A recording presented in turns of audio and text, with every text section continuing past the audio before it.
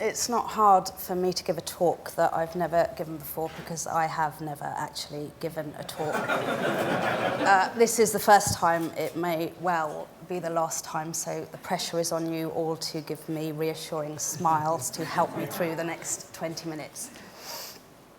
So, 18 months ago, I founded an organisation called Sal Shoes, named after my son, Sal, our son, Sal, which collects pre-loved, outgrown children's shoes and passes them on to other children. A year and a half in, far beyond anything I ever envisaged for it, we have collected over 14,000 pairs of children's shoes and found them new feet in 10 countries around the world, including in the UK. Sal, incidentally, is no stranger to the Do Lectures. I think he may still hold the record as the youngest ever attendee when he rocked up almost 5 years ago, aged just 10 days. Thankfully, he took this sign literally, and he slept through every single talk he attended. So my son Sal, laziest boy child ever, never in a hurry to do anything. He didn't walk until he was almost 2. Not long after which, I had already accumulated a bag of his outgrown shoes. In this country, in a lot of children's shoe shops, I think it's recommended we get kids' feet measured, especially in their first year of walking, every 6 to 8 weeks. Thankfully for my purse strings, Sal's feet didn't grow quite that quickly, but they still grew before his shoes had been worn out. And I had a bag full of these shoes that no longer fitted him, but still had so much wear left in them. And I don't know why, unlike his clothes, I didn't just bag them up and give them to friends who had younger kids or stick them in the loft, but it was bothering me. So I did some research into what I could do with the shoes, and there are quite a few charities where you can donate kids' shoes. And I don't know if it was because I grew up in Africa, where my parents still live, or if because I felt a sense of urgency that my son was enjoying the world with protected feet, and these shoes no longer had someone to wear them, and I wanted another child to feel protected and have adventures and explore. So these shoes were bothering me, and I'm ringing up charities who increasingly are being held accountable for their actions. So it was important for me to know where these shoes were going to end up walking again if I sent them. And none of the charities I contacted would, or I suspect could, because of logistics, tell me where the shoes would end up. The impression I got was that they collected them in the hundreds of thousands, and they loaded up sea freight containers, which took months to get to their destinations, where they were then given to lots of different organisations and then passed on to lots of different children, and hopefully the shoes were walking again. But I wanted to know exactly where they would be walking again, which I think is the point of my talk, which is friends and friends of friends, and love it or hate it, Facebook. So I have a bag of shoes. I can't find anyone who will tell me where they'll end up. And I see a post on Facebook posted by a friend of a friend, and Anna is an American. She's a US Peace Corps volunteer who at the time was working in Zambia, where I went to primary school. And she was working on the children's oncology ward at the University Teaching Hospital in Lusaka, the only cancer ward in the whole country for children. And I'd been seeing a few posts about the work she was doing and have a heart full of happy childhood memories in Zambia. So I sent her a message introducing myself, saying we had this mutual friend in common, which is why I'd seen her posts, and I had this bag of shoes. And did she think they would be of use to some of the kids she was working with? And she replied almost immediately, saying, CJ, you have no idea how much. Most of the kids come into the hospital barefoot, and if they do have shoes, they are certainly very well worn, and they could do with another pair. So I went to the post office, bought a box, packed up Sal's shoes, sent them off. Surprisingly cheap to do because kids' shoes are really light. And to be honest, I actually thought no more about it. Good deed done for the year, didn't give it a second thought. Until a few weeks later, I received an email from Anna, and she said, CJ, I just wanted to let you know the shoes have arrived, and I took them into work yesterday and I gave them out to some of the kids. And I thought you might like to see some of the photos. Some photos of the kids wearing their new shoes. And in hindsight, there was 4 or 5 pictures. I was walking my dog, the email had come through on my phone, so I wasn't enjoying the fresh air in the countryside. I was doing what I do, which is catching up on my life with my phone while I'm walking the dog. And I'm scrolling through these photos, and in hindsight, I think the second I laid eyes on this photo was the minute Sal Shoes was born in my head, because this little guy, whose name I never found out, was wearing Sal's very first pair of shoes. So Sal's very first pair of shoes had now become someone else's first pair of shoes. And this photo made me want to send more shoes.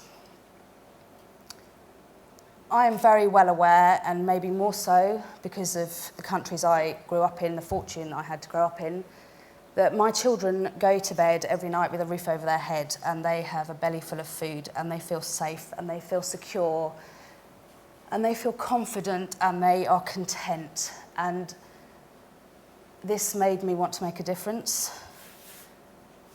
And I knew it would make my friends, many of them parents to young kids, also want to make a difference. So I posted this photo on my personal Facebook page with some cheesy line like Sal Shoes have become another's.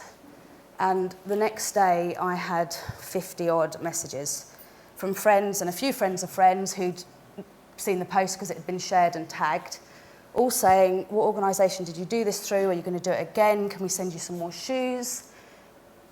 And instead of, maybe to save face, I don't know, instead of just saying, oh no, actually it's just a one-off, I was like, yeah, I'll send some more shoes.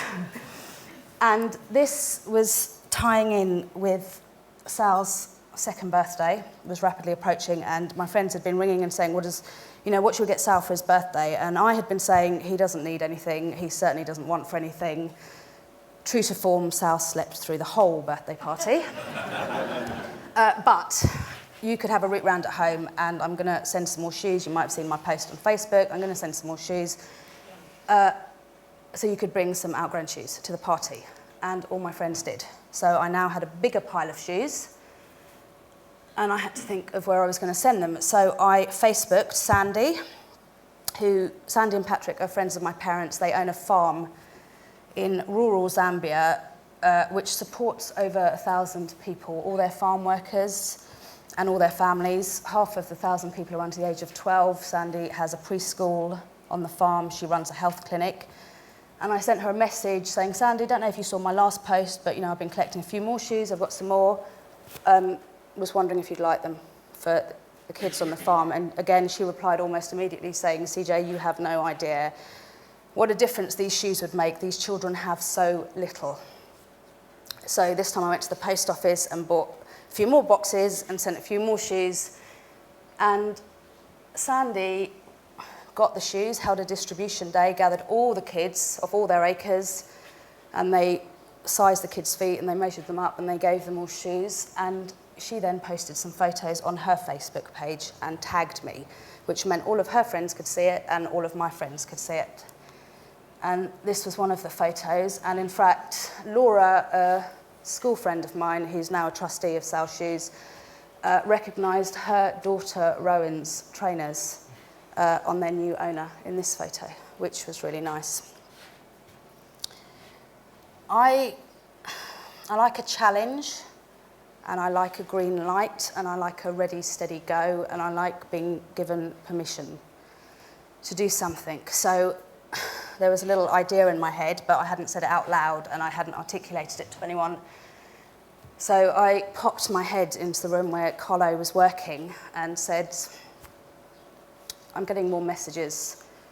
I've had all these messages from the first photo and the second photo, and another friend of a friend, Anna. Anna's a good girl name in my book, contacted me. I met Anna once through this mutual friend, and she used to be a primary school teacher. She's now a mother of 4 young kids. And unbeknownst to me, Anna has a hugely successful website and blog called The Imagination Tree, which is all about child craft activities for children. I recommend the Christmas salt dough decorations, which my house is covered with. And Anna contacted me saying, CJ, I've been seeing your posts on Facebook. Don't know how you feel about it. Christmas is approaching.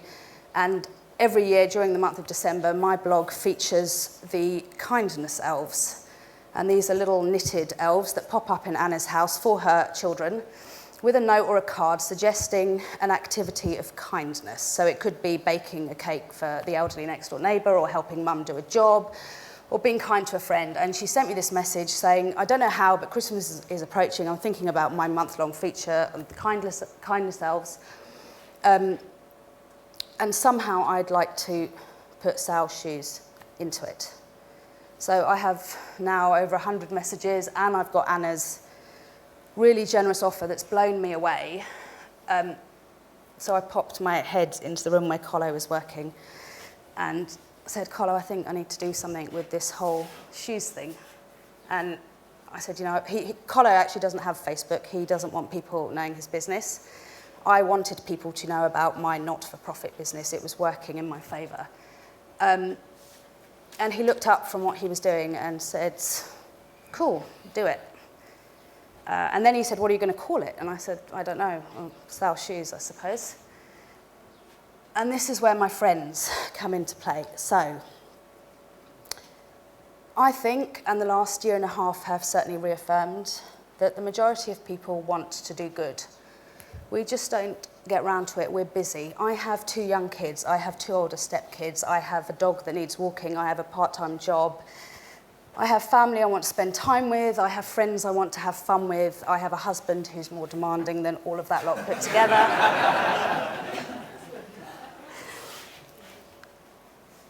Unfortunately for my friends, I don't have a problem asking for help. I also have no shame, and I reckon if you don't ask, you don't get. And I can be relentless. Fortunately for them, I rarely hold a grudge if they can't fulfill a request, so they're onto a win-win situation. I'm a list maker, old-fashioned, hard copy, diary. Nothing more do I love than ticking off my to-do list. And bizarrely, in the days that followed, and it was days, a few days, it was the rest of the week after all of this happened, I never once made a list. I just had a mental checklist in no order of things in my head that I had to achieve to make Sal's shoes official.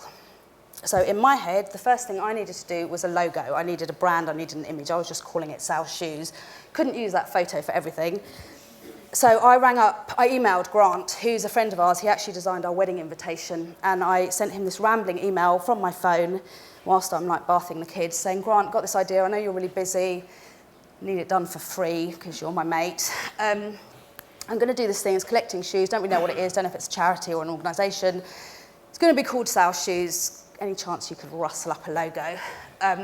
To which he replied that evening saying, CJ, I'm snowed under at work, but love your cause and I want to help, just so that I'm not wasting anyone's precious time. I've had a quick doodle on a bit of paper, and am I, following the right lines? And this is what he sent me. He had scribbled it down as he read my email and then taken a photo of it. And he sent this to me, and I took one look at it and emailed back, you legend, that's it, you've got it. So the next day I had my logo. So now I'm thinking, okay, what else do I need? So I ring a friend, another David, good guy's name in my book, who's an accountant. And I said, David, I've got this thing, I don't know what to do. Do I need to be a charity? Do I need to be an organisation? How does it work? And he said, stop there, I'm an accountant, I don't know anything about charities, but someone in my office does. I'm going to put you through to Ian. Ian came straight on the phone to me, and an hour and a half later, we were in the process of registering Sal's Shoes as a charity. So I've got a logo. I'm going to be a charity, I've decided. Not very affordable for me to keep going to the post office, so I need some money. So I rang a local business, talked about corporate social responsibility and what you're doing for charity and blah, blah, blah. And, basically, can I have some money because I want to try and do this thing? And he was like, well, how much do you want? And I said, I don't know, I've got no idea, but so far it hasn't been that expensive to post these shoes. And I'm thinking posting or air freight because it's quick. You can donate shoes last week and see them walking again next week. And he said, we'll give you £2,500. And I was like, great, thank you very much. And then I thought, I've got nowhere to put this money. So I rang on the phone my bank manager, obviously on the phone because I rang him, the bank manager, and said, I've banked with you for years, you know, had an account with the same bank ever since I started babysitting and saving money when I was 14. I'm setting up this thing, blah, blah, blah. Can I have an account for charity set up whilst I was on the phone? So I've got a logo, I've got a bank account, I've got some money. What else did I need? Some people might not have shoes, they might not have kids, so I set up a BT My Donate site, which was free to do, did it online. So I've now got an account and a way people can donate money. Then I ring Simon, who in the nicest possible way is my IT geek friend. Everyone needs at least one. And said, Simon, hi, I've got some website questions. How long would it take me to set up a website? And he said, CJ, are you asking how long it would take you to set up a website or how long it would take me to set up a website? And I was like, mate, as if I'd do that. And he said, what's going on? What are you up to? And I said, I've got this idea, blah, blah, blah. And he said, I've got a couple of hours tomorrow morning, actually. I'm going to be in your area. I could swing past the house if you're going to be home. And I said, yes, please. So those 2 hours turned into a morning. And by the time Simon left, we had a Sal Shoes website, we had a Sal Shoes Facebook page, we had a Sal Shoes Twitter account, there was a Sal Shoes email account, and most importantly for me, Simon had loaded it all onto my phone, which is normally in my back pocket. Sal Shoes is operated through my phone, in between the school run and going to the office and dog walking and generally failing in my attempts to be a domestic goddess.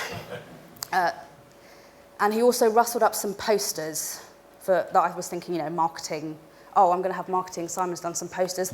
I'm going to ring the local printers down the road and see if they'll do some printing really cheaply for me. Another guy called David, which he did. He said, yeah, not a problem. We'll help. Then I thought it's not very affordable to keep going to the post office and buying these boxes. So I Googled packaging companies, I think. And the first one that came up, I phoned them. And I spoke to the receptionist, and she said, let me put you through to one of our sales team, another guy called David. And I explained what I was doing and said, basically, I want some unbranded cardboard boxes. But I'm a charity, I've just started, you know, do you do them cost price or as cheap as possible? I don't know how many shoes I'm going to get, but I think I need quite a few. And he said, oh, I need to speak to my manager, I will give you a call back. And shame on me. Because at the time in my head, I remember thinking, oh yeah, I'm going to have to get back onto that packaging because I'm so not going to hear from him again. Because he rung me, he emailed me 4 hours later with 3 pictures of different size, different coloured, unbranded boxes and said, CJ, I've spoken to my manager and we're delighted to help. You can have 250 of whichever box you want below. The only problem is we're in Slough on a trading estate and we can't deliver them to you near Croydon, but if you can come and get them, you can have them. We're now actually on our fourth lot of 250 boxes, none of which we've paid for. We have never paid for our packaging. So I then Googled transport companies thinking, I don't think 250 flat pack boxes will fit in my car.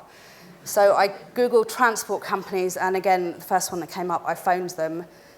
And the lady who answered the phone, I explained what I was doing and said, I don't suppose you've got any of your drivers coming from the Slough area towards the Gatwick area anytime soon, and could they pick up these boxes and drop them to me? And whilst on the phone to me, she looked it up on her screen and said, oh yeah, that's not a problem, we can do that for you next Tuesday.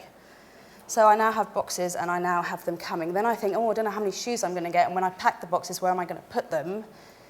But I have a garage, it's alarmed, it's secure, so I can store the shoes. Then I thought, I don't really want people turning up at my house with shoes. I need a mailing address.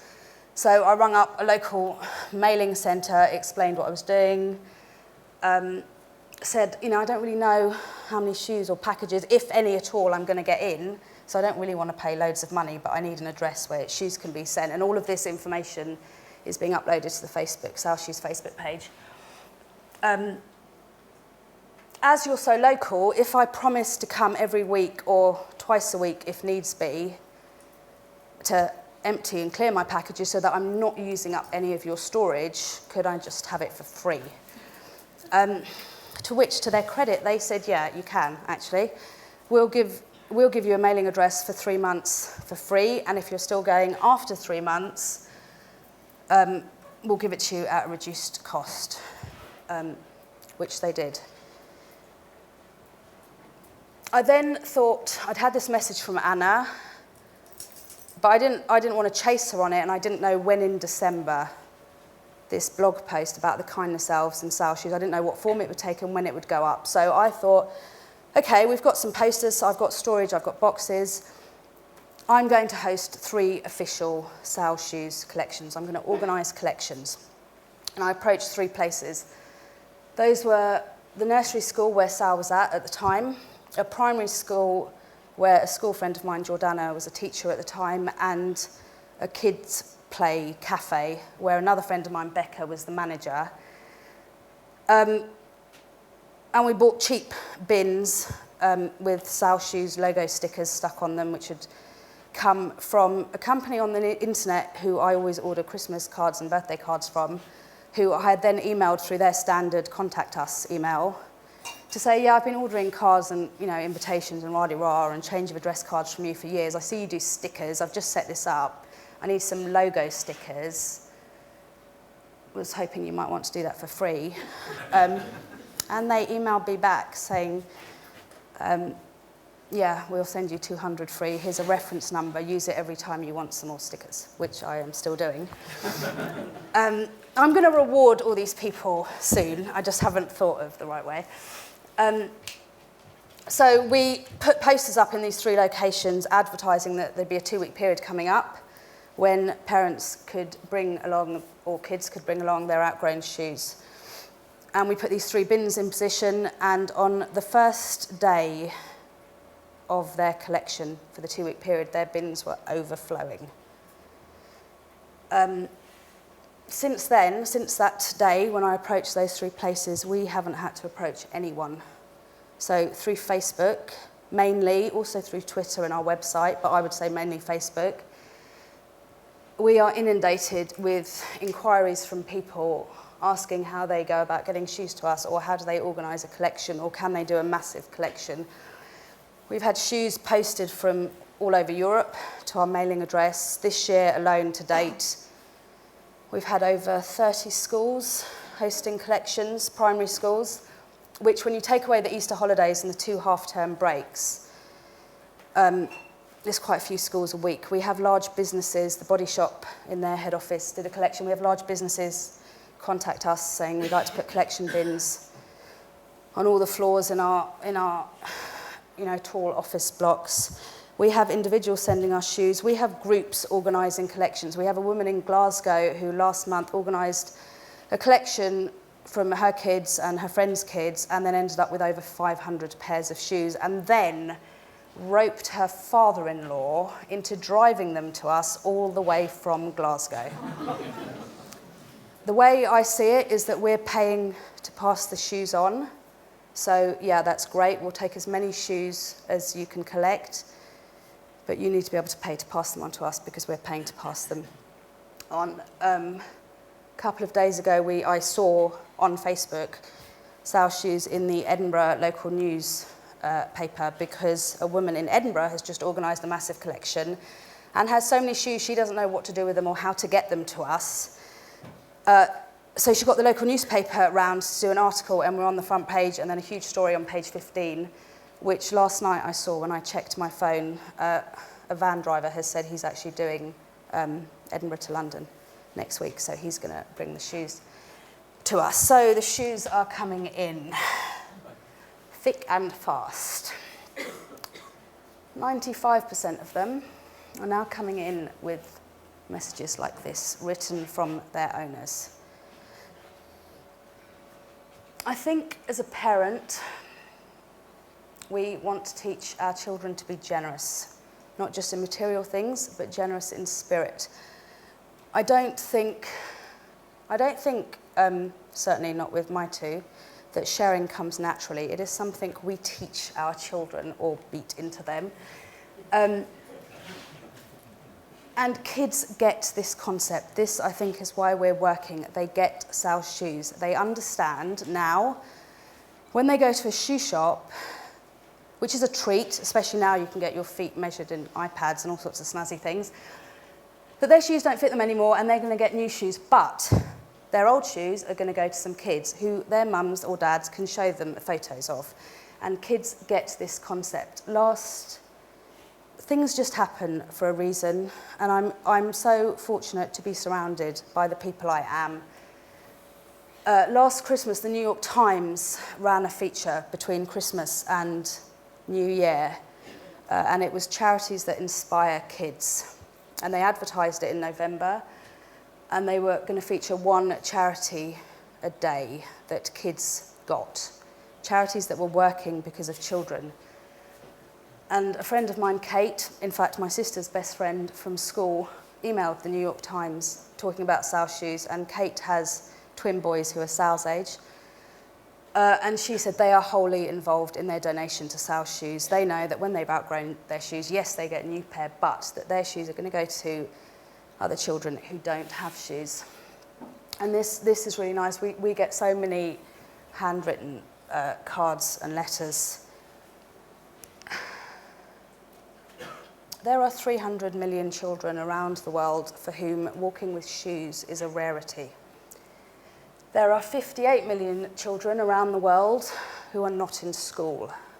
29 million of those 58 million are not in school because they don't have the means. And in a lot of countries, you cannot go to school if you don't have shoes. So we are now sending shoes from schools in the UK to schools elsewhere. And when they get bigger and their feet grow, we're committed to sending them some more shoes so that hopefully we're doing our bit in keeping them in school. We are sending shoes from nurseries and preschools in the UK to orphanages full of younger kids elsewhere. We are sending shoes to vulnerable mums in the UK. Vulnerable mums are refugee mums. They're really young mums. They are mums who have fled domestic violence situations at home quickly with their kids and little else. We are collecting football boots and rugby boots. I don't really understand Twitter. I use it, I'm not really sure what you're meant to use it for. So I generally just tweet famous people and ask them to retweet things. In the hope that that sort of spreads the message about Sal's shoes on my pro bono budget, which means that when I tweet and hashtag football and rugby, well-known footballers retweet, and then I get some of our big, especially in London, clubs getting in contact with Sal's shoes, saying we like this idea, we have training camps in the summer holidays for young kids, we are going to collect their outgrown football boots. So we collect football boots and rugby boots so that boys like this get a pair of football boots. And I can't think of anything worse than sending a load of football boots, and because we sort by type and not size, because in a lot of countries the UK sizing system isn't going to make sense to anyone, I can't think of anything worse than sending just a few pairs of football boots and one of these boys or girls not getting a pair. So we collect enough football boots and rugby boots and send them off in quite a lot to try and ensure that every single boy at the place or girl where we're sending them will get a pair. We collect Wellington boots and winter boots for weather-appropriate places. So last year, all the winter boots we had collected throughout the year were sorted and packed and stored until December, when we then sent them to an organisation that runs some orphanages in Romania. And the week they arrived, we got an email saying that temperatures were minus 19 that week, and these kids now had warm feet.